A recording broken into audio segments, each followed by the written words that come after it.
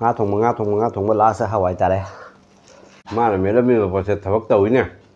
hello sino ma'am ngasi sidi isam chamba hawai thongba mairen akhoi mairen meat pane akhoi thau masum ma hap tharaga tilo khata hap tharaga do umro kani taraga ko to me tha ne ha to hora de mok tha na kangsu ai việc tiếng cái nào nói hầu rồi cái pumpkin mày nên sẽ pumpkin này rõ nhá liệt nó nhiệt tới tàu gì chứ ấy buồn thú nó tàu vitamin sẽ đi hầu rồi cái masih upaya itu buồn thú nó tàu rồi mà bột bụng cái hầu rồi nó tới tả tới đi Nam katang ni mo juwa chadre ko liep na tawro bani na liepe matam laite do na ni ha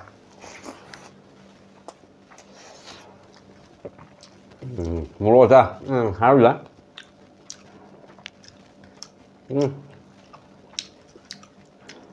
amepi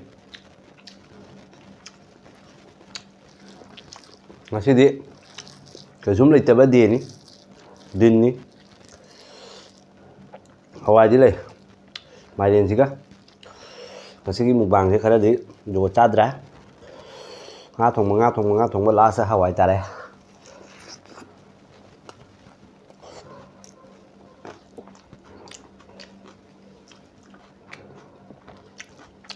hawai thong muझे south की माइन thong nih sambar masala ka hap khai ka ba kariya patamana ka hap khai ka ba thong khai mi mem đồ anh là sặc khai vậy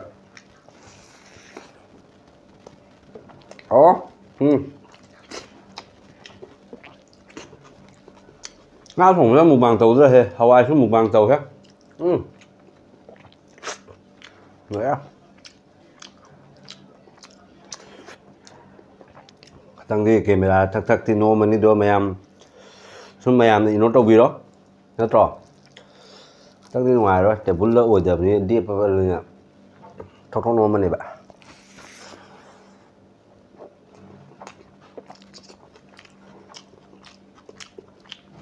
mỏi đây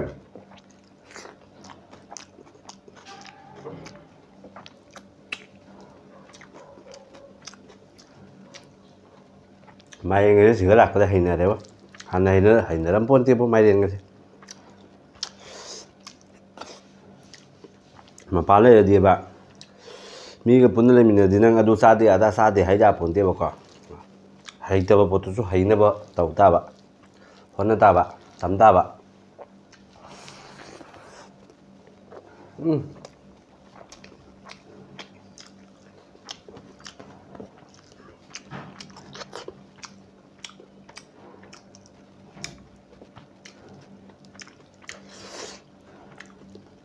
hôm đó sập gì đồng chí qua đi đi con mềm san đồng gì qua đi chứ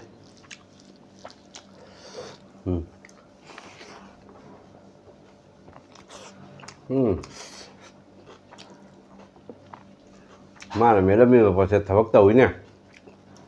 theo một phong mà học về một các người ta làm học theo lẽ rồi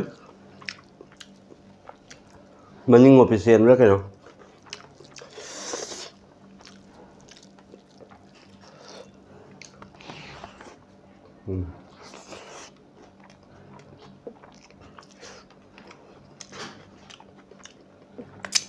ini kadang tak kemana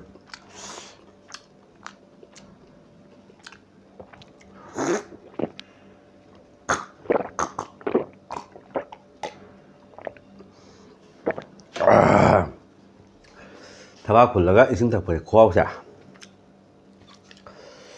oi một thaba tàu này hết một thaba tàu ấy ra thế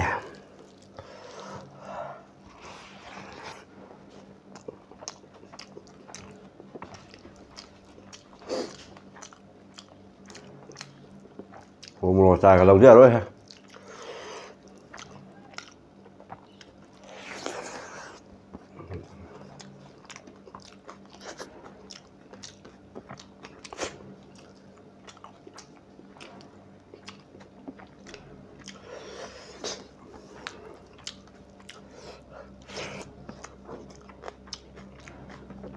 Ah.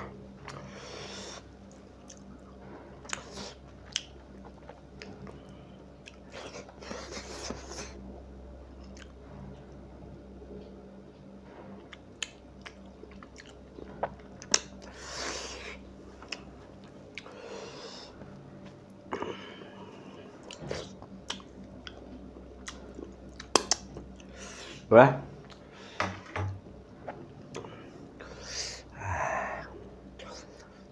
Hết.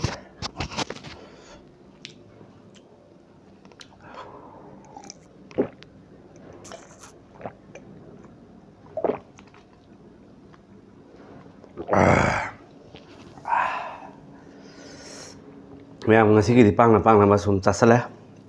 yang hau bama tata ke mèo matang sega igi video solution jarge mèo video su pamida ke like to subscribe to share to biba mèo bell icon on to mèo kau bigan mèo bye bye.